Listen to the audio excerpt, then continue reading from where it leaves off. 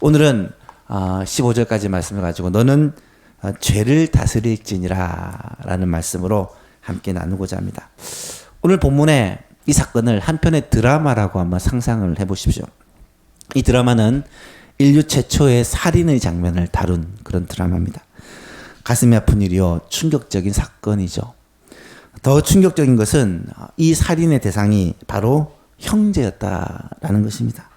같은 부모에게서 태어나고 또 함께 자랐던 동생을, 친동생을 그렇게 무참하게 죽인 살인사건입니다.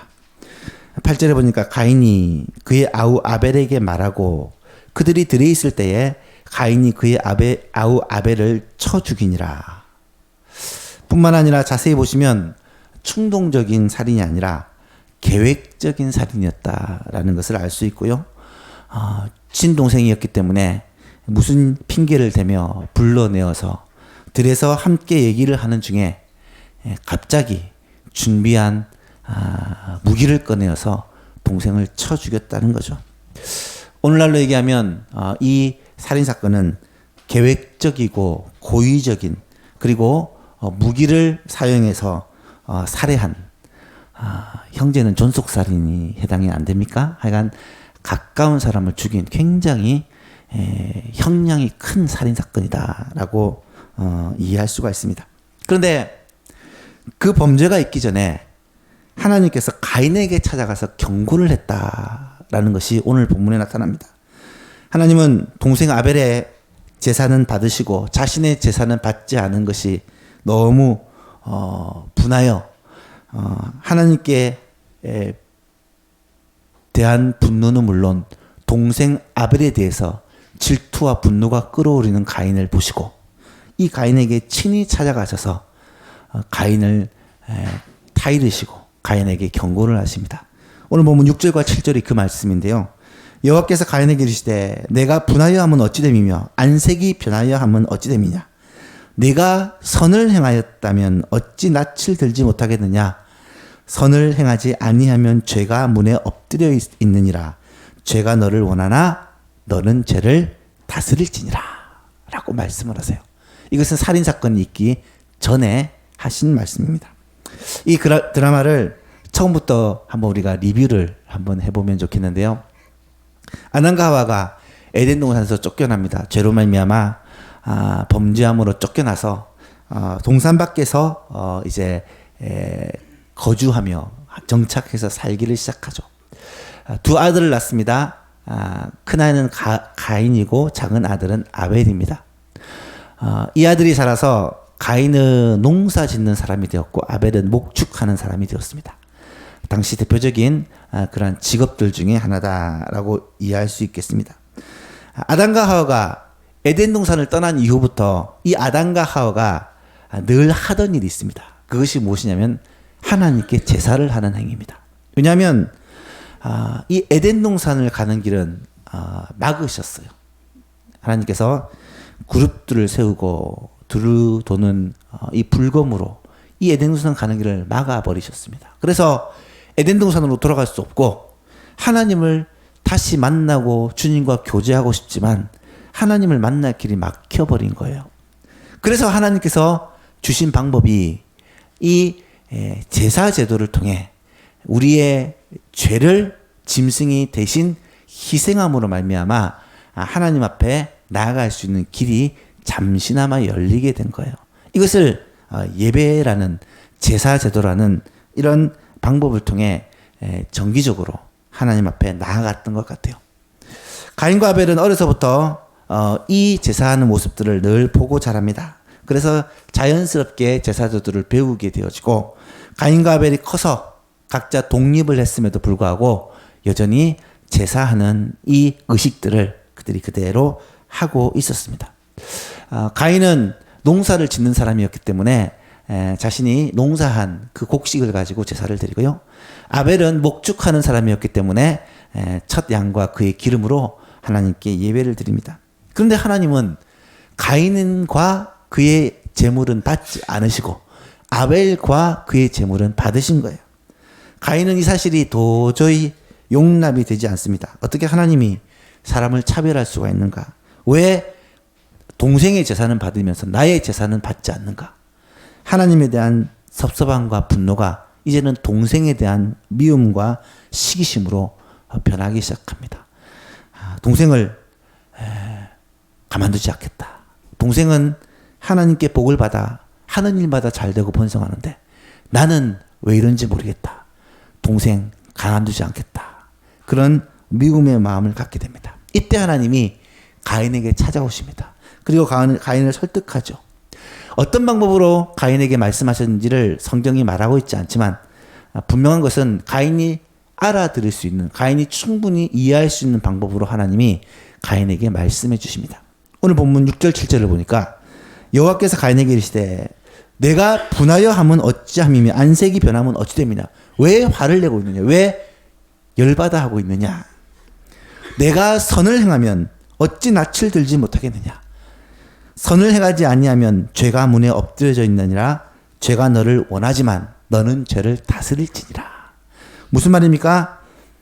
너가 선을 행하지 않았기 때문에 이 제사가 하나님 앞에 받아들여지지 않은 것은 네가 선을 행하지 않았기 때문에, 하나님의 원하시는 대로 제사를 드리지 않았기 때문에 하나님께서 받으시지 않으신 것이고, 만약에 선을 행하지 않았다면 죄가 문 앞에 엎드려 있다. 이거는 맹수가, 짐승이 먹이를 노리고 웅크려 있는 모습을 상상하시면 됩니다.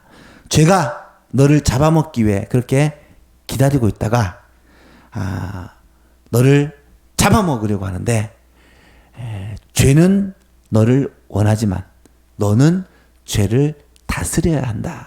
죄를 이겨야 한다. 물리쳐야 한다라는 것을 말씀해 주고 있는 거예요.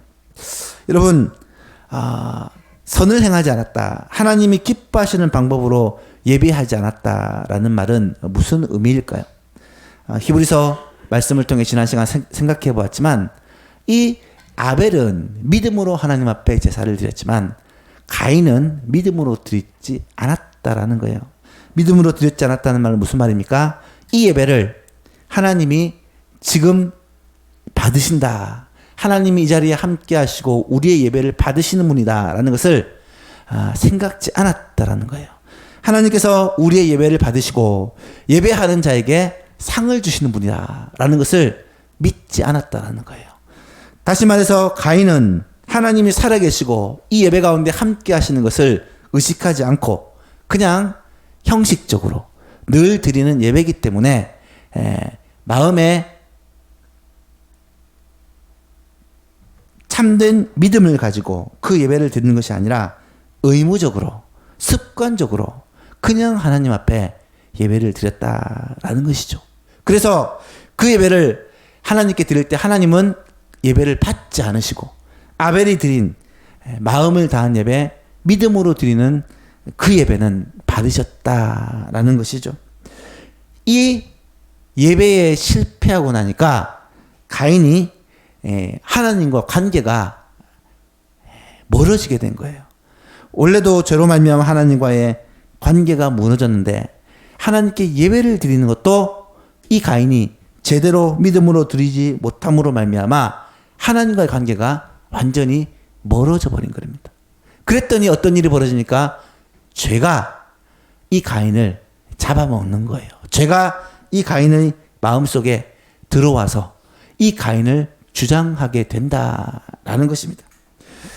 죄를 회개하고 죄를 자복하고 다시 하나님 앞에 나아가 믿음으로 바른 예배를, 참 예배를 드려야 되지만 가인은 그렇게 하지 않았다라는 거예요. 죄를 다스리지 않았다라는 것입니다. 만약에 죄인이, 이 가인이 하나님의 음성을 듣고 내가 하나님 앞에 범죄하였구나 라는 것을 깨닫고 회개하고 하나님 앞에 용서를 구하고 다시 올바른 예배, 참 예배를 드렸다고 한다면 이 문제가 아주 아름답게 끝났을 것입니다. 하지만 하나님의 그 음성을 듣고도 이 가인은 회개하지 않습니다. 하나님의 그 음성을 듣고도 죄를 하나님 앞에 자백하지 않아요. 그랬더니 어떤 일이 벌어집니까? 웅크리고 있었던 그 죄가, 사탄이 가인의 마음속을 장악을 해버립니다. 마치 가룟 유다의 마음속에 예수 이름을 팔 생각을 집어넣었던 것처럼 사단이 이 가인의 마음에 동생을 미워하는 마음, 동생을 죽이겠다 하는 마음을 집어넣은 거예요. 가인은 분노에 차서 기회를 엿보다가 동생과 함께 있는 시간, 그 방심한 틈을 타 무기를 가지고 동생을 쳐 죽이는 이런 끔찍한 사례를 하고 맙니다. 여러분, 오늘 이 이야기는 하나님을 떠난 인간이 얼마나 악해질 수 있는지, 비참한지, 그것에 대한 단적인 예를 보여주는 것이다 라고 말할 수 있어요. 하나님을 떠난 인간의 모습이 얼마나 이렇게 비참한지에 대한 예입니다. 가인도 그렇고요. 이 창세기 4장 후반부를 읽어보면 가인의 후손인 라멕이라는 사람이 나타나요. 이 라멕은 자신이 사람을 죽인, 아이들을 죽인 것에 대해서 자랑을 하는 장면이 나타납니다. 악을 자랑하는 그런 사람들이 되었어요. 더 나아가 6장에 가면 노아 시대에는 네피림이라고 하는 그런 거인족들이 아주 마음대로 악을 행하는 그러한 악한 시대가 열리게 됩니다. 하나님을 떠난, 죄를 다스리지 못한 그들의 결과는 이런 악이 세상을 지배하는 아주 악한 세상이 되어버리고 말았다라는 거예요. 하나님이 세상을 심판하지 않을 수 없는 그런 악한 시대가 되어버린 것입니다. 이 이야기를 우리가 읽으면서 좀 관심을 집중해야 될 부분이 왜 가인이 동생 아벨을 죽였을까? 그 살인의 동기에 대한 부분입니다. 왜 가인이 아벨을 죽였습니까? 제사를 드렸는데, 똑같이 드렸는데 동생의 제사는 받으시고 자신의 제사는 받지 않았기 때문에 미움과 분노로 사로잡혀 있다가 그런 죄를 범하게 된 거죠. 여러분, 오늘날에도 마찬가지입니다. 하나님을 알지 못하는 사람은 얘기할 필요가 없습니다. 그 사람들은 죄의 종이기 때문에 죄에 매여 사는 것이 당연한 것이고요. 문제는 하나님을 믿는다, 하나님을 섬긴다라고 하는 신자들도요, 죄를 짓게 된다는 거예요. 우리들도 이 땅 가운데서 죄를 다스리지 못하고 죄에 쉽게 유혹받고 넘어지고 있다는 거예요. 왜 그럴까? 가장 중요한 이유 중에 하나는 예배에서 실패하기 때문입니다. 여러분, 예배에서 실패하면요, 죄를 짓게 됩니다. 그리스도인이 미워하고 분노하고 욕심에 사로잡혀 악을 행하는 이유가 뭐냐? 예배를 통해 하나님을 만나고 주를 경외하는 마음을 갖지 못하기 때문이요. 예배를 통해 우리의 죄를 하나님 앞에 고백하고 죄 문제를 해결하지 못하기 때문이요. 예배를 통해 하나님으로부터 말씀대로 순종하며 살아갈 수 있는 힘과 능력을 공급받지 못하기 때문입니다. 예배가 회복되어 하나님과의 관계가 회복되면 능히 죄를 이기며 말씀대로 살 수 있는데 그렇지 못하기 때문에 우리는 쉽게 유혹받고 넘어지고 있다는 거예요. 예배에 성공하면 인생이 성공한다는 말이 있습니다. 이 말이 무슨 말입니까? 예배에 성공해야 삶에서 능력 있게 승리한다는 거예요. 이 삶에, 우리의 삶에는 얼마나 많은 미혹과 얼마나 많은 시험거리가 있습니까? 예배 가운데 승리하여서 하나님의 은혜 받고 능력 받아 살지 않으면 이런 시험과 악한 사탄의 미혹에 쉽게 넘어지고 좌절하고 낙심하고 범죄하게 된다는 것을 우리는 깨달아야 됩니다.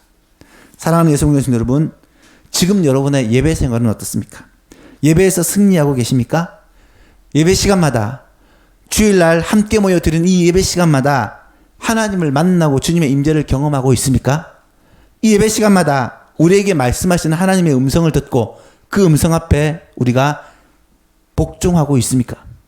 예배 시간마다 말씀을 통해, 기도를 통해, 찬양을 통해 주시는 은혜를 받고 또 영적인 힘을 공급받고 있습니까?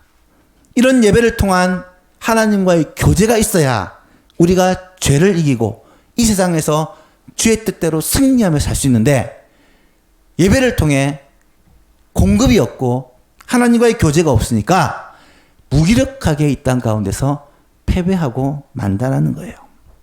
여러분, 하나님은 가인에게 분명히 찾아가서 말씀하셨습니다. 여호와께서 가인에게 이르시되 내가 분하여 하면 어찌미냐, 안색이 변하면 어찌미냐, 내가 선을 행하면 어찌 낯을 들지 못하겠느냐, 낯을 들지 못하겠느냐. 선을 행하지 아니하면 죄가 문에 엎드려 있느니라. 죄가 너를 원하지만 너는 죄를 다스릴지니라. 여러분, 우리가 마주할 세상은, 이제 월요일부터 만날 세상은 죄가 문 앞에 엎드려 있는 그런 세상이에요. 죄는 우리를 잡아먹으려고 합니다. 죄는 우리를 무너뜨리려고 합니다. 세상은 성도를 향하여 그렇게 으르렁거리고 있습니다. 우리는 이 죄를 물리쳐야 돼요. 다스려야 돼요. 이겨야 돼요. 어떻게 해요? 주님이 주신 은혜와 힘을 가지고, 주님이 주시는 그러한 성령의 능력으로 무장되어 하나님의 말씀으로 충만하여 이 세상에 나가 승리를 해야 한다는 거예요. 예배를 통해 이런 능력을 공급받을 때 우리는 한 주간의 삶에서 승리할 수가 있습니다. 여러분, 하나님의 음성에 귀를 기울이시겠습니까? 사탄의 미혹에 여러분의 마음을 빼앗기겠습니까? 범죄에 대한 대가는요, 잔혹합니다. 비참합니다. 오늘 본문을 보십시오. 9절 이하를 보니까 이 가인이 죄를 짓고 하나님으로부터 벌을 받아요. 9절에 보십시오. 여호와께서 가인에게 이르시되 내 아우 아벨이 어디 있느냐. 그가 이르되 내가 알지 못하나이다. 내가 내 아우를 지키는 자니까. 이르시되 내가 무엇을 하였느냐. 내 아우의 핏소리가 땅에서부터 내게 호소하느니라. 땅이 그 입을 벌려 내 손으로부터 내 아우의 피를 받았은즉 내가 땅에서 저주를 받으리니 내가 밭을 가라도 땅에 다시는 그 효력을 내게 주지 아니할 것이요 너는 땅에서 피하며 유리하는 자가 될 것이다. 땅이 효력을 주지 않으니까 이제 이래도 소출이 없으니까 여기저기를 떠돌며 유리하는, 방황하는 자가 될 것이라는 거예요. 하나님으로부터 버림받은 이 가인이 이제는 땅으로부터 버림받아서 이 땅 가운데 비참한 인생을 살다가 멸망으로 가게 될 것이라는 그런 말씀입니다. 근데 자세히 보시면요, 여기서 중요한 것은요, 하나님이 범죄한 가인에게 먼저 찾아오셨다는 거예요. 보십시오. 아담과 하와가 하나님이 명한 그 하나님의 명령을 어기고 선악과를 따먹었을 때 하나님께서 아담과 하와를 찾아오셨어요. 창세기 3장 9절을 보니까 여호와 하나님이 아담을 부르시며 그에게 이르시되 내가 어디 있느냐. 그때 아담이 뭐라고 대답합니까? 이르되 내가 동산에서 하나님의 소리를 듣고 내가 벗었으므로 두려워하여 숨었나이다. 범죄한 아담을, 하와를 하나님이 찾아오셨어요. 그리고 그의 이름을 부르십니다. 가인에게도 마찬가지입니다. 가인이 동생을 죽이는 끔찍한 범죄를 했을 때 하나님은 가인에게 찾아오셨어요. 내 아우 아벨이 어디 있느냐. 내 아우 아벨이 어디 있느냐. 가인은 이때라도 하나님 앞에 통해 자복하고 하나님, 제가 그만 아벨을 죽이고 말았습니다. 내가 하나님 앞에 제대로 예배하지 못하여 죄에 의해서 사로잡혀 동생을 미워하는 마음, 동생에 대한 시기 질투로 말미암아 동생을 죽이는 이 죄를 저질렀습니다. 하나님 앞에 엎드려 회개해야 되는데 가인은 어떻게 합니까? 뻔뻔하게 거짓말을 합니다. 동생이 어딘지 내가 어떻게 합니까? 내가 동생을 지키는 자입니까? 여기서 하나님은 왜 가인을 찾아오셨을까 생각을 해보셔야 돼요. 하나님께서는 가인에게 한 번 더 회개의 기회를 주시고 다시 한번 가인이 하나님 앞으로 돌아와 이 죄를 회개하고 주님과 다시금 회복되는 관계를 갖게 하기 위해서 찾아오셨는데 가인은 끝까지 주님을 거절하고 결국은 죄의 길, 사탄의 음성에 순종하는 이 악한 길을 선택했다라는 거예요. 가인은 하나님으로부터 버림받았고 결국은 이 땅으로부터 버림을 받아 평생을 유리하며 방랑하는 자가 되어버렸다. 라는 사실입니다. 여러분, 이 말씀을 우리가 주의 깊게 들어야 됩니다. 10절부터 12절 말씀을 보니까 하나님이 이 가인에게 내린 심판이 나타나는데, 내가 무엇을 하였느냐? 내 아우의 핏소리가 땅에서부터 내게 호소하느니라. 땅이 그 입을 벌려 내 손으로부터 내 아우의 피를 받았은즉 내가 땅에서 저주를 받으리니.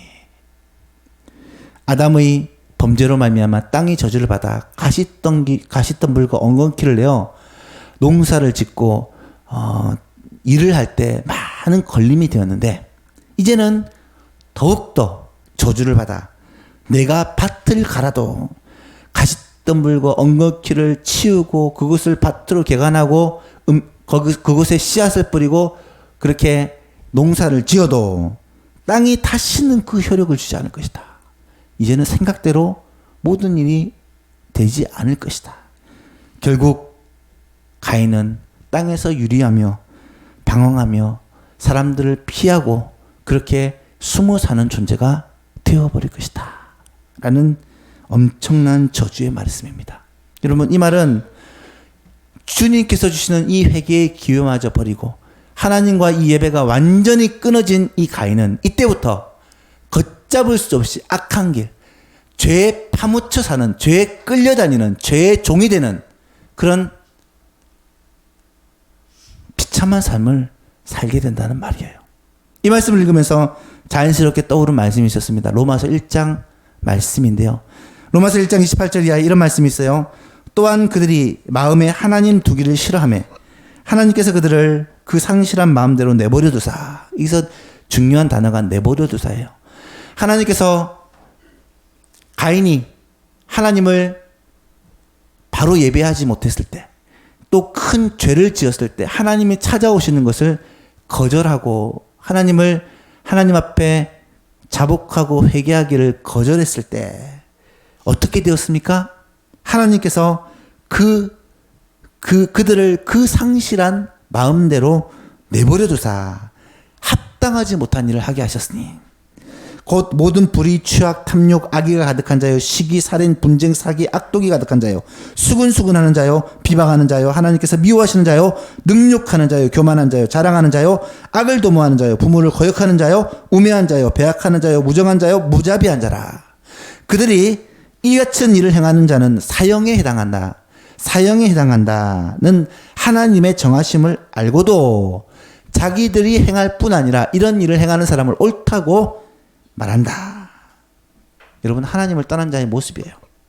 한 개가 중요한 게 아니라 하나님을 떠나면, 하나님을 떠나버리면, 하나님이 내버려 두시면 인간의 결과는 이렇게 되어버린다는 거예요. 이런 비참한 삶을 살게 된다는 거예요. 하나님을 떠나면 이런 비참한 삶을 살게 되고, 이런 비참한 삶을 살면서도 하나님을 찾으려 하지 않고 회개하지 않는 이런 악순환이 계속해서 반복된다는 거예요. 이것이 유리한 자, 하나님을 떠난 버림받은 자의 모습이라는 사실입니다. 사랑하는 성도 여러분, 어떻게 이런 악순환을 반복하지 않고 끊을 수 있겠습니까? 이 비참한 죄의 결과로부터 회복할 수 있는 유일한 길이 무엇이겠습니까? 예수 그리스도의 십자가입니다. 죄의 문제는 결국은 그리스도의 십자가로 말미암아 회복될 수 있습니다. 모든 죄의 문제는 우리 죄를 대신하여 십자가에서 죽으신 예수 그리스도의 보혈의 능력으로 회복될 수 있다는 거예요. 예수 그리스도 보혈을 의지하지 않으면 다시금 하나님 앞에 나가 예배할 수 없습니다. 하나님을 만나고 주님과 관계가 회복되기 위해서는 반드시 나를 위하여 십자가에서 죽으신 예수 그리스도의 보혈을 의지한 자만이 예수 그리스도를 믿음으로 말미암아 하나님 앞으로 나아갈 수가 있는 거죠. 7절에 내가 선을 행하면 어찌 낯을 들지 못하겠느냐. 선을 행하지 아니하면 죄가 문에 엎드려 있느니라. 죄가 너를 원하나 너는 죄를 다스릴지니라. 죄는 너를 원해요. 지금도 그래요. 하지만 우리가 죄를 다스려야 된대요. 어떻게 다스릴 수 있나요? 죄를 다스릴 수 있는 비결은 뭐냐요? 그 비결은 예수 그리스도의 보혈의 공로를 붙드는 길밖에 없어요. 나를 위하여 십자가를 지신 그 주님, 예수 그리스도의 십자가 그 죽음을 믿음으로 말미암아 내가 그리스도와 함께 십자가에 못 박혀 죽는 길밖에는 없다라는 거예요. 성령께서 나와 함께 하심으로 말미암아 이 십자가 보혈의 능력을 내가 날마다 의지하며 주님과 동행하며 사는 길밖에는 다른 길이 없다라는 거예요. 찬송가 252장에 이런 찬송이 있습니다. 나의 죄를 씻기는 예수의 피밖에 없네. 다시 정케 하기도 예수의 피밖에 없네. 예수의 흘린 피 날 희게 하오니 정하고 귀하다 예수의 피밖에 없네. 우리의 죄를 정하게 하고 우리를 다시금 하나님 앞에 세울 수 있는 유일한 길은 예수 그리스도의 보혈, 주님을 붙드는 길밖에 없습니다. 찬송가 268장 죄에서 자유를 얻게 함은 보혈의 능력 주의 보혈 시험을 이기고 승리하니 참 놀라운 능력이로다. 주의 보혈 능력이 또다. 그의 피 믿으오 주의 보혈 그 어린 양의 매우 귀중한 피로다. 여러분 그렇습니다. 죄를 다스릴 수 있는 길은 다른 길이 없습니다. 우리의 의지나 우리의 노력이나 우리의 결심으로 죄를 이길 수 있는 사람은 이 세상에 단 한 명도 없습니다. 죄는 웅크려 있는 맹수와 같아서 우리를 잡아먹으려고 계속해서 노리고 있지만 이 죄의 권세, 사탄의 권세를 이미 이기신 예수 그리스도의 십자가, 주님의 보혈을 의지하는 길만이 죄를 넉넉히 이기고 승리할 수 있는 길입니다. 예수 그리스도의 보혈을 의지하는 자는 하나님 앞에 예배 자리에 나올 때마다 내 능력과 내 의가 아닌 예수 그리스도의 의를 붙잡고 나옵니다. 그러면 예배를 통해 주님은 우리를 만나주시고 말씀하여 주시고 우리에게 은혜를 주시고 승리할 수 있는 능력을 부어주실 것입니다. 사랑하는 예수만교회 성도 여러분, 이런 은혜가 우리 예수만교회 모든 성도들에게 있기를 주님의 이름으로 축복합니다. 말씀을 맺습니다. 죄의 문제는요, 저와 여러분에게 있어서 굉장히 심각한 문제입니다. 근본적인 문제입니다. 죄는 지금도 우리를 무너뜨리기 위해 이 예배 시간에도 우리의 삶에서 끊임없이 우리를 무너뜨리기 위해 미혹합니다. 어떻게 이 죄를 이길 수 있습니까? 어떻게 이 사단의 권세를 이기고 승리할 수 있습니까? 예수 그리스도 보혈의 능력입니다. 그리스도를 의지하는 것입니다. 예배에서 승리할 수 있는 유일한 길은 오늘도 내 의가 아니라 예수 그리스도를 의지하고 하나님 앞에 나아가 하나님을 만나는 거예요.